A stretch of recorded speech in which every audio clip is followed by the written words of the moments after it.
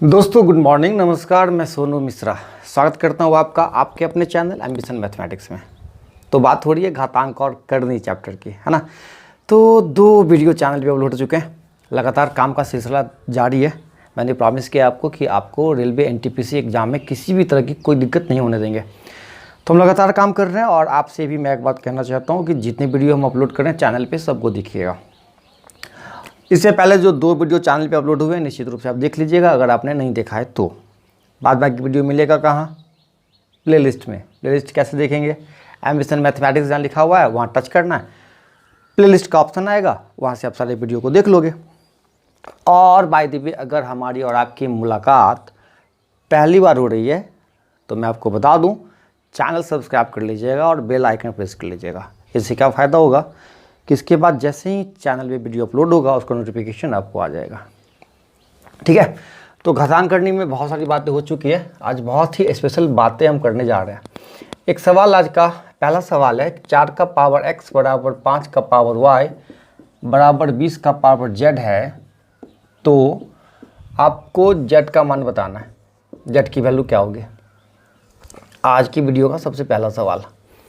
4 का power x बराबर 5 का पावर y बराबर 20 का पावर z, तो z बराबर वाट। ठीक है। इस सवाल को सॉल्व करने से पहले मैं आपको एक छोटा सा कॉन्सेप्ट बताना चाहूँगा। ध्यान से देखिए। कॉन्सेप्ट आपका है कि अगर a का पावर x बराबर b का पावर y बराबर a गुने b का पावर z हो,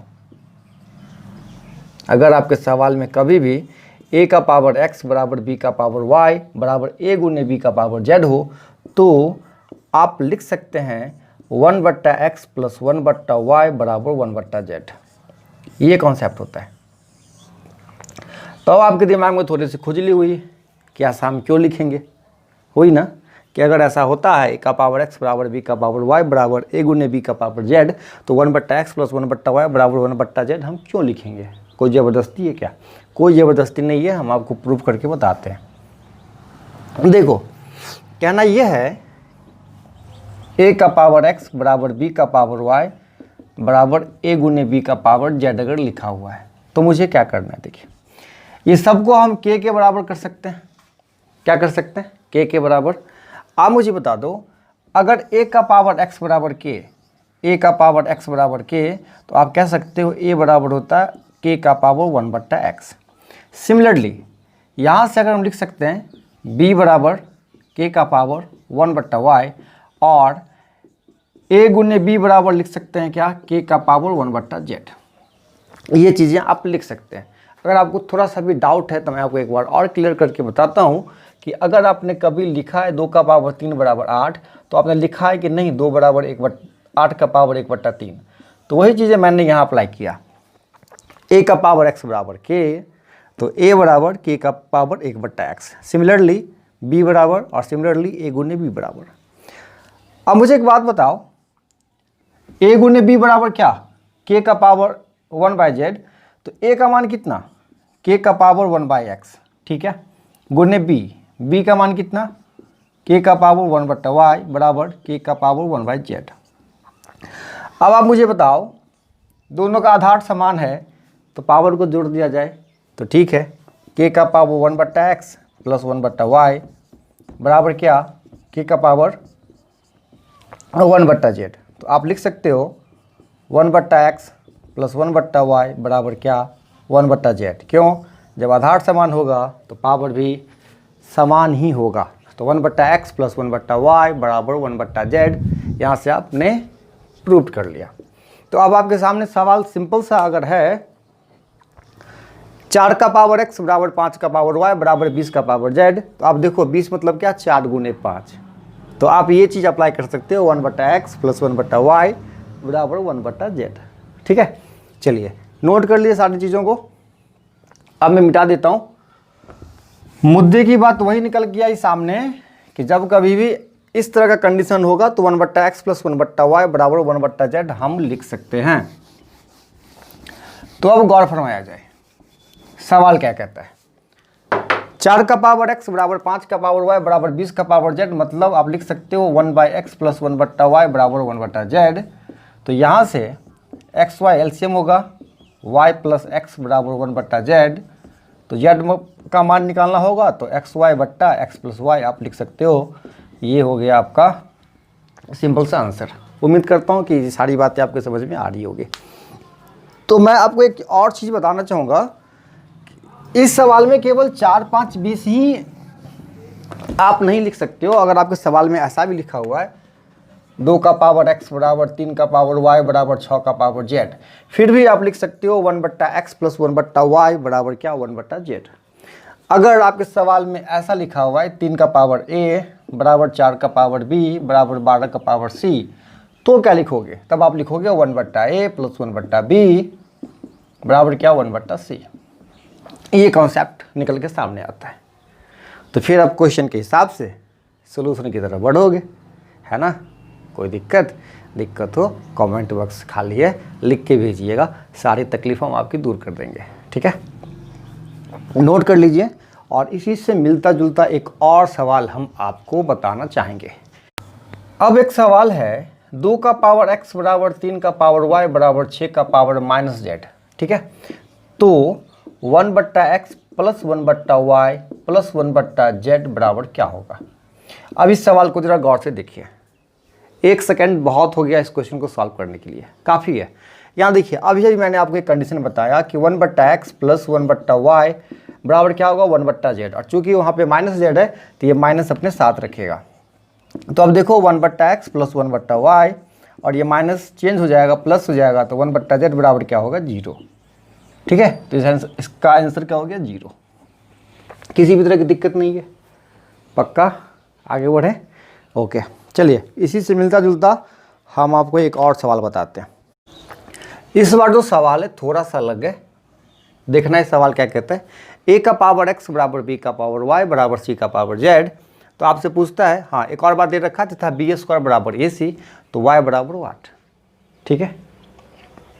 यहाँ देखिए, तो सवाल कुछ इस तरह है, a का पावर x बराबर b का पावर y बराबर c का पावर z।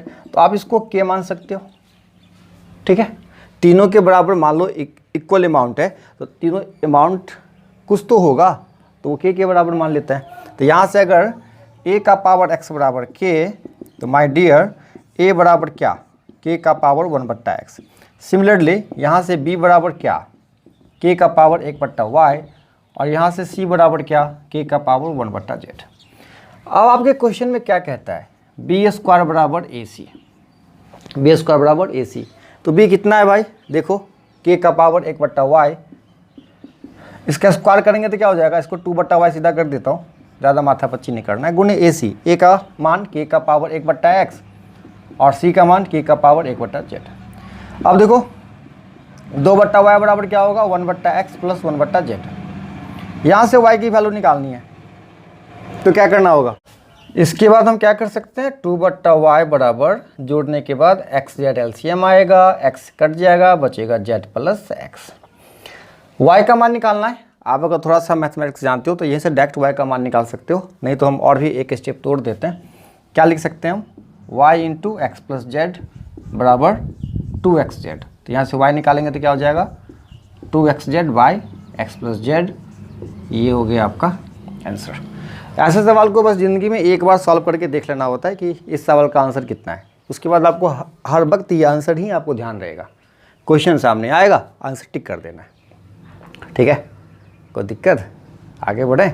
ओके, आइए बढ़ते हैं आगे। अब देखिए, मैंने आपके सामने सवालों का एक लिस्ट तैयार करके रखा है। 3 सवाल है आपकी लिस्ट में, 1, 2, 3 देख सकते हैं। चलिए सबसे पहले सवाल के सोल्यूशन की तरफ चलते हैं। ये बराबर वाट है ना। चलिए 2 का पावर n प्लस 2 का पावर n माइनस 1 बट्टा 2 का पावर n प्लस 1 माइनस 2 का पावर n बराबर क्या। इससे पहले वाली वीडियो में मैंने ऐसे क्वेश्चन का कॉन्सेप्ट बताया है, अगर आपने देखा है तब तो बहुत बेहतर तरीके से समझ सकते हो, आप खुद से सॉल्व कर सकते हो, और नहीं देखा है तो फिर भी कोई दिक्कत नहीं है, हम जब भी बता रहे हैं अच्छे से मन लगा के सीखिए। देखो ऐसे सवाल में क्या होता है, जो छोटा पावर होता है उसको कॉमन लिया जाता है। अब देखो वहाँ n है और n-1 है, तो कौन आएगा कॉमन, छोटा पावर कौन, n-1।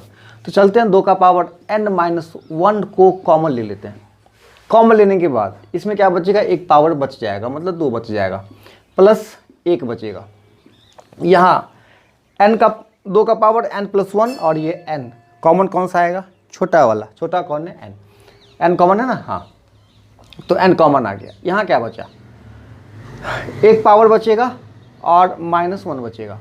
अब देखिए नीचे तो 1 हो गया ना, कहानी खत्म है। तो क्या बच गया, ऊपर बच गया 2 का पावर n-1 इंटू 2 1 3 बटा कितना, 2 का पावर n। अब आपको क्या करना पड़ेगा, इस 2 का सेटिंग करना है। आधार समान होगा, पावर क्या करेंगे, घटा देंगे। तो 2 का पावर n-1 में से घटाएंगे कितना, n गुने कितना, 3। अब देखो मेरे भाई n कैंसिल, 2 का पावर -1 गुने 3, और फिर इस माइनस को हटाने के लिए 1/2 कर देंगे, गुने 3 बराबर 3/2। ये सारा फार्मूला है, मैंने पिछले वीडियो में कई बार चर्चा किया है कि जब x का पावर -m होगा तो 1/x का पावर m कर देंगे, तो ये माइनस का खेल हमेशा के लिए ख़त्म हो जाएगा। नोट करते रहिए, पहला सवाल आपका क्लियर हो गया, आंसर होगा आपका 3/2। अब बारी है दूसरे नंबर सवाल की। अब इजाज़त दो तो मैं इसको मिटा दूं, है ना।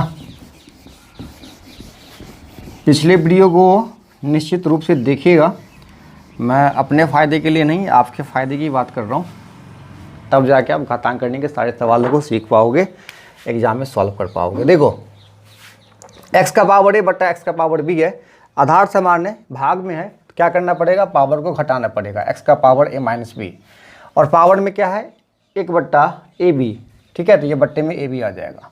फिर से गुना b/c है, तो ये हो जाएगा b माइनस सी बट्टे कितना, bc, गुने x का पावर ये कितना हो जाएगा, c/a, c/a है तो c माइनस a हो जाएगा बट्टा ca।